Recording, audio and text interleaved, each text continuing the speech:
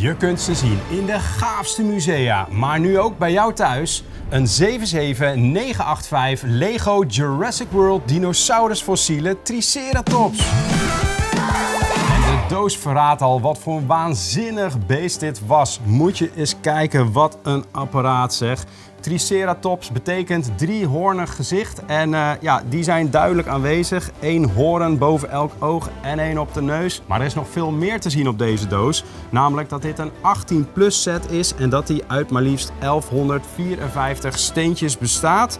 Hier nog het Jurassic World logo erop. Ja, je ziet gewoon hoe ontzettend gaaf die eruit ziet. Het is net alsof je echt naar een museum zit te staren. Figuur erbij van Dr. Gary Harding. Die gaan we straks natuurlijk in detail bekijken.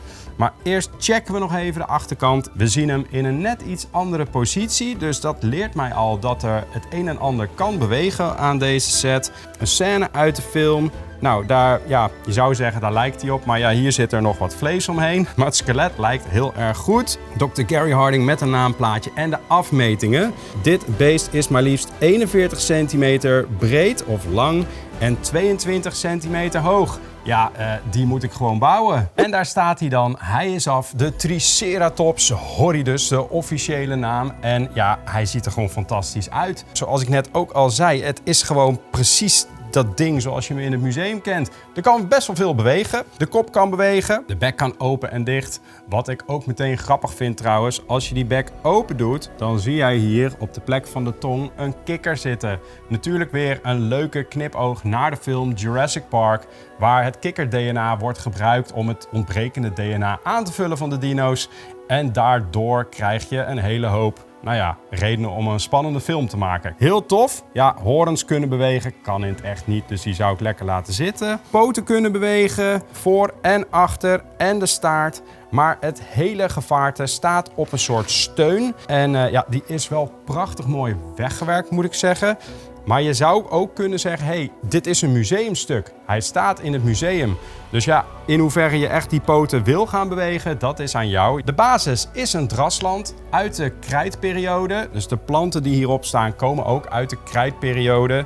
Op eentje na, maar daar kom ik straks op terug. En dat maakt het geheel wel af. Wat ik ook een hele leuke toevoeging vind en een knipoog naar de film, is Dr. Gary Harding, een minifiguur dat bij deze set zit. Dat is de hoofddierenarts in Jurassic Park in de eerste film. En voor degenen die de film hebben gezien, de eerste keer dat wij een Triceratops tegenkomen in de Jurassic Park of Jurassic World franchise, is ze ziek. En ze wordt verzorgd op dat moment door de dierenarts en die staat er hier gewoon bij.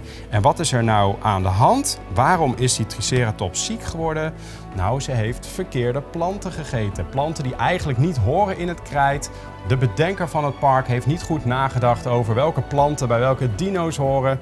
Dus de Triceratops eet per ongeluk blauwe bessen van een plant die eigenlijk giftig zijn voor dat dier. De arts die komt erachter en die zal ongetwijfeld de Triceratops helpen. Daarnaast een naamplaatje met alle informatie over deze Triceratops. Ik heb het eigenlijk allemaal al verklapt. Kortom, dit nieuwe fossiel uit de wereld van Jurassic Park is een echte aanwinst voor fans van dino's en waanzinnige eyecatchers. Het is je gelukt! Je hebt het einde gehaald van deze video. Ben jij nou benieuwd naar nog meer Lego of ander speelgoed? Klik dan hier!